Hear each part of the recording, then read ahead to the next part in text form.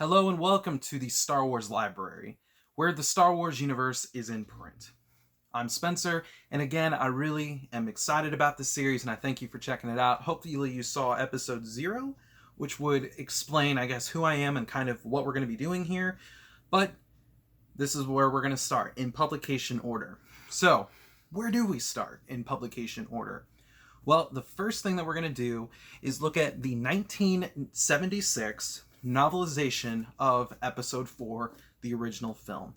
And this is it right here. Or a later hardback pressing of it, as I guess you could call that.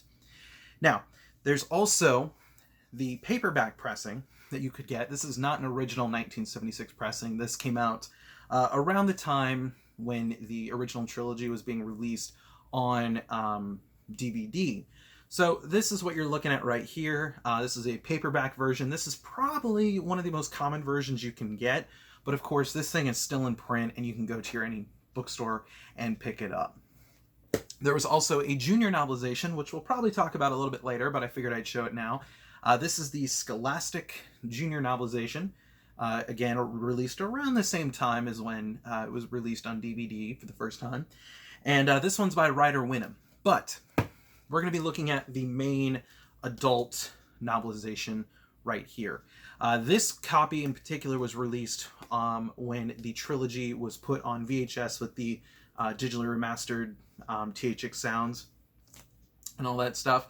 And this was also the cover that you would probably see on the VHS copies when it was released in its original edition one last time.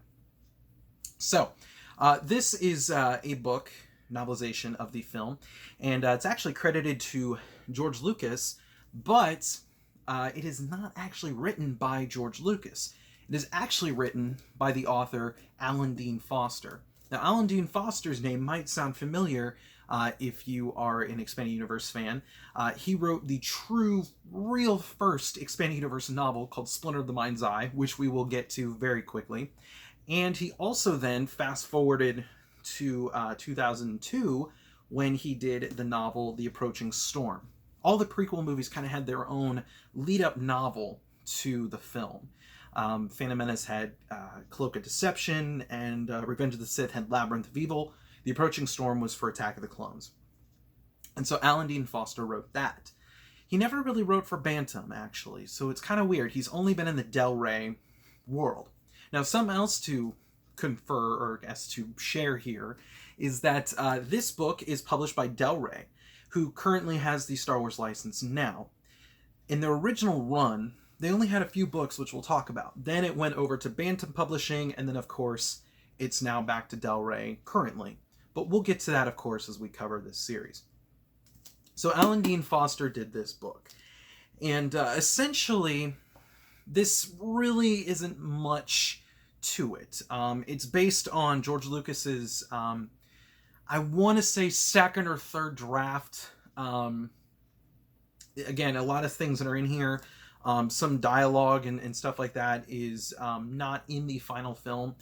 And this book is essentially just a retelling of the film. There really is not a lot to it. What is kind of cool, though, about this book is that there are, of course, some deleted scenes that for the longest time fans wouldn't be able to see until like the Behind the Magic stuff, and then of course on the Blu-rays where we would get a lot of deleted scenes and stuff like that. So things like in the beginning when Luke sees the battle over Tatooine, and he runs to Anchorhead where he meets Biggs, and so we get an introduction of Biggs. We get to see more of Luke's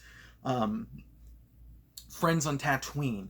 So we get to see a lot of these characters that we didn't really get to see.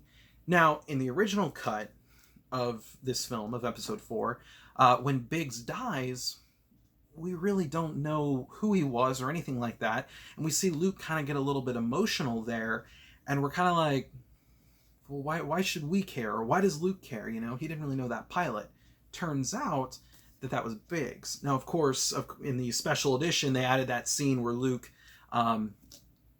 actually talks to Biggs, and Luke does say Biggs' name in the film, like, oh, Biggs is right, I'm never going to get out of here. So he does say his name in the film, but essentially, at that point in time, we didn't really know who Biggs was. This was a great way to actually see that. Now, again, a lot of other things in here are pretty much just the movie. Um, so there really isn't too much that really is essential to check this out. And, I mean, it doesn't really give much to the film. It doesn't really add to it. It doesn't really encourage you to go check it out, I guess. Or check out this book, I mean. But one notable thing about the Episode 4 novelization is that it actually has a prologue that for the longest time were fans' only glimpse into the prequel trilogy, which of course we wouldn't see until 1999 when The Phantom Menace came out. But I do want to read this to you, essentially, because it's only like a page and a half. It's not that long, but it begins like this. Another galaxy, another time. So it doesn't start off with a long time ago in a galaxy far, far away, which is kind of interesting. So, the Old Republic was the Republic of Legend, greater than distance or time. No need to note where it was or whence it came, only to know that it was the, and the is italicized, the Republic. Once, under the wise rule of the Senate and the protection of the Jedi Knights, the Republic throve and grew. But as often happens when wealth and power pass beyond the admirable and attain the awesome, then appear those evil ones who have great greed to match. So it was with the Republic at its height. Like the greatest of trees able to withstand any external attack, the Republic rotted from within through the danger, and it was not visible from the outside.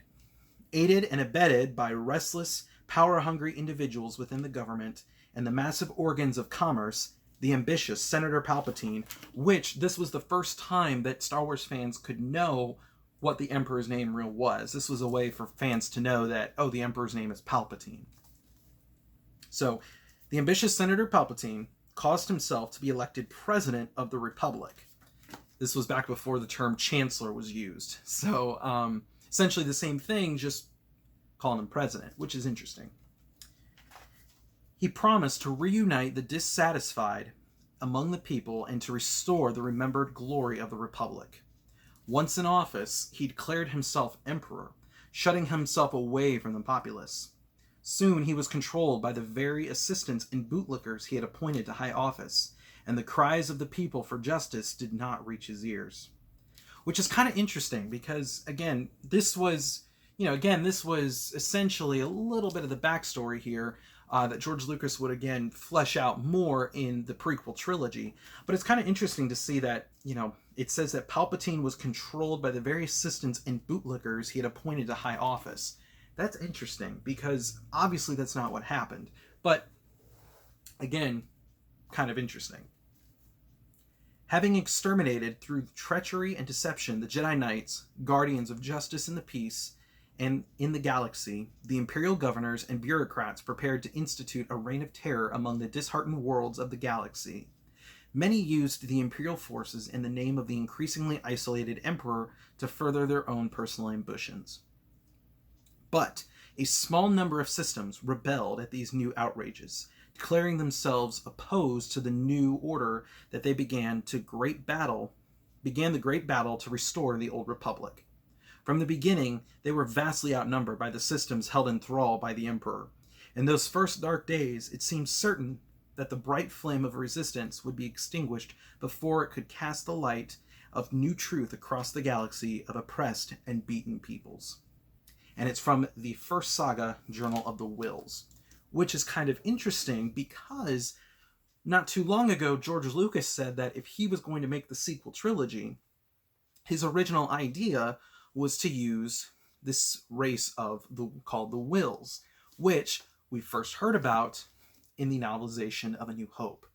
So, kind of interesting too. This really, back in 1976, we even had our first glimpse at the prequel, at the prequel trilogy. Now, of course, we didn't, it wasn't entirely accurate because, mind you, George hadn't fleshed it out more yet. He kind of just had a basic outline of what he wanted to do, and this was going off of that. But essentially, it is still kind of cool to see that first glimpse into the prequel trilogy that was given to us way back in 1976. Now, the question at the end of the day becomes, should you pick this up? Is this an essential read in the expanded universe? Is an essential read? No, it's not. And I'll give you some spoiler alert right now, and I'll say it again when we get to them. But honestly, the novelizations for the first, 3 films, the original trilogy, honestly, they're okay. I think Return of the Jedi is the best, but again, we'll get to that a little bit later. But are they essential? No, they're really just retellings of the film. So my recommendation would be go check out the film. But again, if you're looking something to kind of look at the early history of Star Wars, this is an interesting read, because remember, this came out in 1976. Episode 4 wouldn't come out until 1977. So this book is already giving you, essentially, the whole plot of the movie. It spoiled it a year and ahead of schedule, which is kind of cool. But is this, necessary for your Expanded Universe collection or your time? No, I don't think so. Again, if you're interested in kind of seeing the history of Star Wars and really seeing kind of how it started, this is definitely worth checking out, I guess, if you're into that. But is it essential? Is it going to give you, this profound, new look at episode 4? No, not really. It's just a good, it's a good entertainment. I have it in my collection, but definitely not essential to it. So that was the first episode. Again, we've looked at this. Next episode, we're going to be looking at the Marvel Comics, looking a little bit at the adaptations of episode 4, or the issues looking at that. But then we'll go and actually look into the first legitimate Expanded Universe material, and that'll be the Marvel Star Wars comics that came after the adaptation of episode 4. So, look forward to talking to you then. Thanks for tuning in, and catch you later, and may the Force be with you.